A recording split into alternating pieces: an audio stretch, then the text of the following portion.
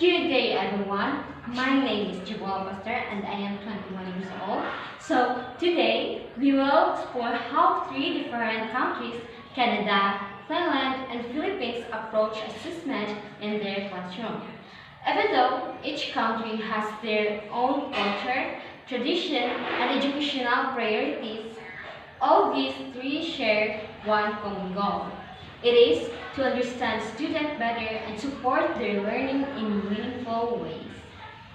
An Educational Credential Assessment, ECA, is an evaluation report used to compare international credentials against the credentials offered by Canadian post-secondary institutions. As a foreign national, you need an ECA report to validate the certificate you got for completing an academic program in a foreign educational institution. This video shows you the best ECA you can opt for when immigrating to Canada, so you would want to stick around till the end. Welcome back to our channel. Work-Study Visa provide 100% free up-to-date guides to help foreigners like yourself visit, study in, work in Canada or immigrate permanently. Canada is currently the welcoming country in the world and we're excited to assist you come here. If this is your first time visiting, please consider subscribing to our channel. That way you get first-hand information at no cost. Simply hit the subscribe button, share the video and smash the thumbs up to help promote our work. One more thing, feel free to ask your question via the comment section and our staff will respond. Now, let's get back to the topic of the day. Educational Credential Assessment, ECA, is necessary when you want to immigrate to Canada. Besides, they are different designated organizations in charge of issuing ECA reports to foreign nationals. For the most benefits, you need to opt for the best educational credential assessment for immigration to Canada. Also, your educational credential assessment report should state that your international credential has the same value as a Canadian certificate.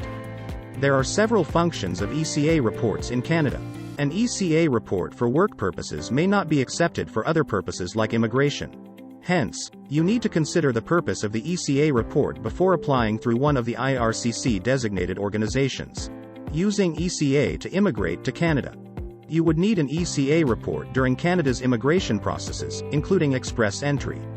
Inasmuch as you completed your studies in a foreign country, Immigration, Refugees and Citizenship Canada, IRCC, will request you to provide an assessment report to facilitate your foreign certificates.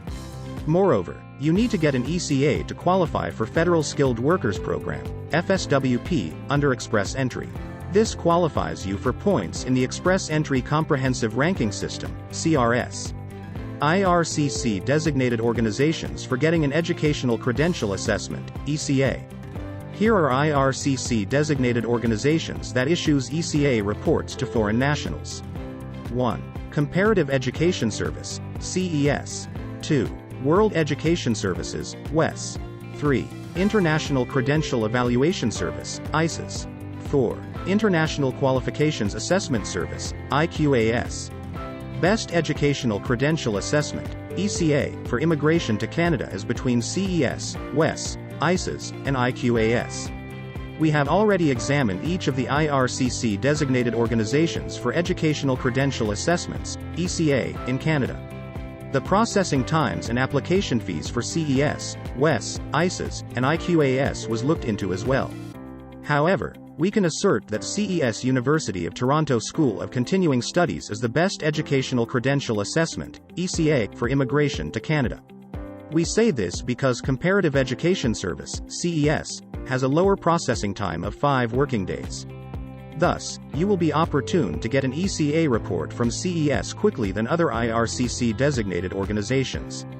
Additionally, the application fee of CES is moderate in spite of the fact that it cost more than IQAS. Decisions on Canadian permanent residency applications are determined by Immigration, Refugees, and Citizenship Canada, IRCC.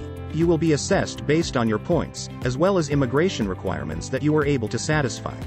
IRCC do not accept any kind of ECA report to immigration processing to Canada.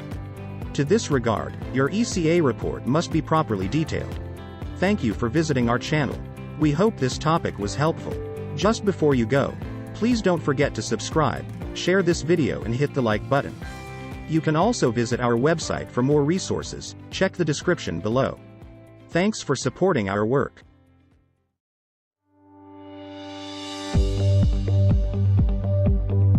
and outcomes-based education, we will see glaring differences. Okay?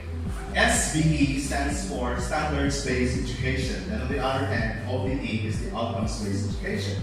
Now, if we talk about OBE, the end product is there. In the old school curriculum or the SBE, teachers teach their students the lessons, and then we provide them the output. The output is measured on the tests that the students produce. For example, you teach them mathematics skills, division, for example. And at the end of your lesson, what are students expected to display to show that they learned the lesson? You give them the test, right? Usually paper and pencil tests. And that's it. That's SBE. Whereas when we speak of OBE, we don't end there. The students have to produce something out of that learning. For example, if you teach them division, going back to the example, you expect them to use that in a real life situation, and something is created out of there. So that's the difference. There's outcome at the end. That's why we call it outcomes-based education. And because of that, it's not just content-oriented. We don't just give the rules and we don't just transmit the knowledge to our students. We don't just say, okay, read lesson number 1, and I expect you to memorize all the rules there. That's content-oriented. That's SBE. But OBE is not. Okay? It is expected that at the end, the student is able to apply the knowledge and create a certain product out of it. Okay? The other distinguishing characteristic of OBE is that it's focused on the why and the how, not just on the what, the where, the when, and the who. Thematically, in the OBE, we operate with the dogma of tell me and I forget. Teach me and I remember. However, if you involve me in the whole process, then I will learn for a lifetime. Whereas in the SBE, we just say memorize the rules because knowledge is power. Okay? In the OBE, we call our lesson plan as learning plan, because the ultimate goal is for students to display learning. Whereas in the old school curriculum SBE, we call it lesson plan because we are after for the structure. But that is not the ultimate end of what the lesson is according to OBE.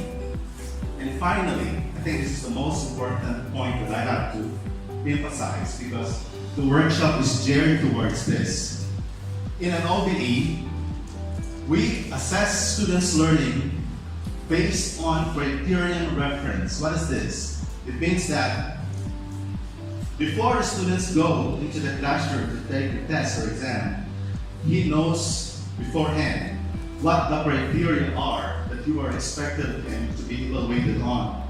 That's criterion reference. That's why we say it's authentic assessment because we immerse the students to a real life situation where they can apply the knowledge. Whereas in the old school curriculum of SBE, well, this is our comfort zone, man. And I'm also guilty of that. What do we do? Ask the students to come to the class, give them paper pencil test, ask them to memorize the definition, give them a multiple choice type of test, there's matching time, maybe there's a little essay at the end, and that's it. That's more reference.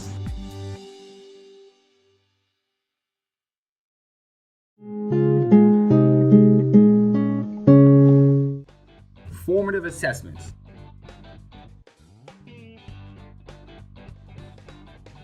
Why should you use formative assessments in your practice? As a teacher, it is your responsibility to find out if your students do not understand what is being taught. Students are going to have misconceptions. Students will become lost at times. Poor teachers continue to teach whether or not their students understand. However, teachers need to know if their students don't understand what's being taught. Otherwise, you're going to wind up with a class full of confused students that haven't learned anything. So master teachers use formative assessments to make decisions to reteach or move forward. So use formative assessments to change a teaching method, to assign extra homework, or even move forward onto the next topic. When should you use formative assessments? Well, it should be used continuously throughout the lesson. It should be integrated with your instruction to the point where you teach, then assess, teach, then assess, teach, assess, etc., and so forth. So make it comfortable for your students to respond to questions. Formative assessment should take place firmly during the teaching process.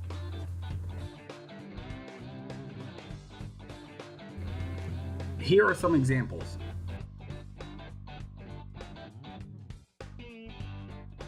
First up, hand signal 1 to 5.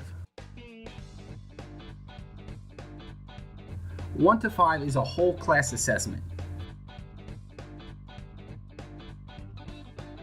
So a teacher may be working a problem on the board, let's say. At some point, that teacher will want to stop. Then they will formatively assess their students by having them rate their understanding on a scale from 1 to 5 using their fingers. 1 finger is the lowest level of understanding. Students will put up 1 finger if they are absolutely lost. 2 fingers indicate the student has a vague understanding. 3 fingers indicate the student is in the middle. 4 fingers means the student has a good understanding. And 5 fingers is the highest level of understanding. 5 fingers means the student has mastery. Ultimately, 1 to 5 is the quickest way to assess a large group of students.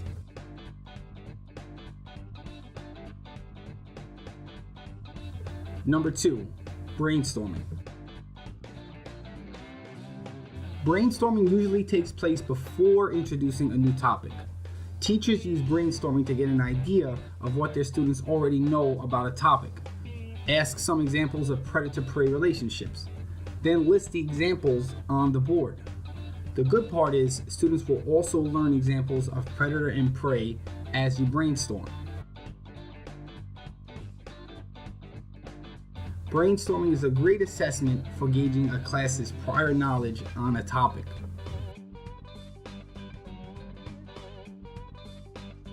Third, exit tickets. Used mainly at the end of a lesson, hence the word exit. The teacher will ask an essential question. A question that revolves around a big concept of the lesson. Formative assessments are always meant to be quick. Give students about 2 or 3 minutes only. Students are given a small slip of paper. The question is answered on the slip of paper. You can use exit tickets to track implementation of standards throughout the course. Exit tickets are best used for assessing a lesson's overall objective or goal. Fourth, think, pair, share. A 3-part assessment. Step 1 is think. The first thing you do is assign your class a question to think about and work on. Be sure to give students appropriate wait time for the question. Step 2 is pair. Pair your students with a classmate. It's probably best that the teacher chooses the partners. Working together, this assignment helps to promote 21st century life skills. And don't forget to allow students to compare their thoughts and answers. Last part, share. Now your student is called upon to share their thoughts on the question with the rest of the classroom. The teacher will make corrections on the student's responses for all to hear. This assessment is also an excellent classroom activity. Now our last example, individual whiteboards. To perform this assessment, teachers must provide each student with an individual whiteboard. Distribute an individual whiteboard to each student. Then ask the student questions such as, What is the square root of 144? The student will respond by writing their response to the question on the whiteboard using a dry erase marker. Now the teacher will individually assess each student's response, and more importantly, the teacher can give appropriate corrections to any mistakes made. The student can both see the mistake and learn from the mistake. Whiteboards are the best way to simultaneously assess and reteach.